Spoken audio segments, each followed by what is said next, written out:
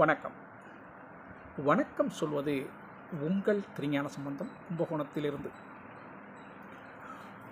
உங்கள் லக்னம் எதுவோ அதற்கு இறுதி காலத்தில் பாதகத்தை செய்யக்கூடிய பாதகாதிபதி பற்றி இன்றைக்கி பார்க்க போகிறோம். சரிங்களா? மேஷ லக்னத்தில் யார் பிறந்திருந்தாலும் அவங்களுக்கு 11ஆம் வீட்டு அதிபதியான சனி பகவான் அந்த பாதக வேலையை செய்வார். அவர் ரிஷப லக்னம், அடுத்து ரிஷப லக்னத்துக்கு 9ஆம் அதிபதியான சனி பகவான் அந்த வேலையை கச்சிதமாக முடிப்பாருங்க. மிதுன லக்னம், மிதுன லக்னத்துக்கு 7ஆம் வீட்டு அதிபதியான குரு பகவான் அந்த வேலையை முடிப்பாருங்க. கடகராசி, கடக லக்னம் 11ஆம் வீட்டு அதிபதி சுக்கிர பகவான் அந்த வேலையை செய்வாருங்க. சிம்மம், அடுத்து சிம்மம் 9ஆம் வீட்டு அதிபதி யார்? செவ்வாய் பகவான். செவ்வாய் பகவான் அந்த பாதகாதிபதி வேலையை செய்வாருங்க. அடுத்து கன்னி, கன்னியை பொறுத்தவரையிலையும் கன்னி லக்னத்துக்கு 7ஆம் வீட்டு அதிபதி குரு பகவான் அந்த வேலையை செய்வாருங்க. அடுத்து துலாம் லக்னம், துலாம் லக்னத்துக்கு 11ஆம் வீட்டு அதிபதியான சூரியன் அந்த பாதகாதிபதி வேலையை செய்வார்.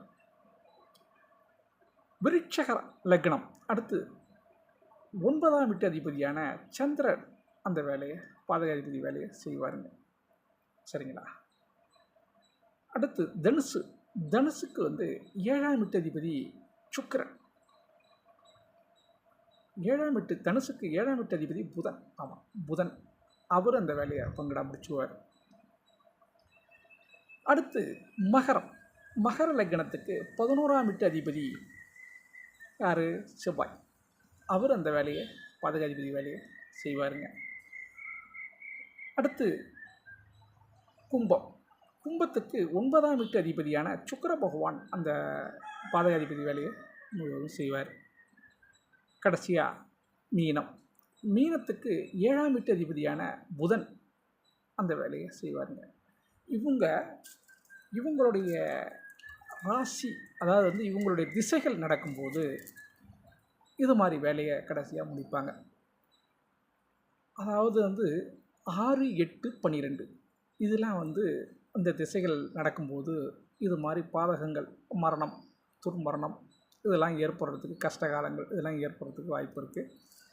அந்த நேரத்தில் இவங்களுடைய ராசி அந்த லக்னக்காரவங்களுக்கு இவங்களுடைய திசை நடந்தால் கொஞ்சம் எச்சரிக்கையாக இருக்கணும். அதுக்காக தான் அந்த பதிவு. யாரையும் நம்ம துர்மரணத்தை பற்றி சொல்லக்கூடாது, மரணத்தை பற்றி பேசக்கூடாதுங்க. அப்படி இருந்தும் ஏன் சொல்கிறோம்னா,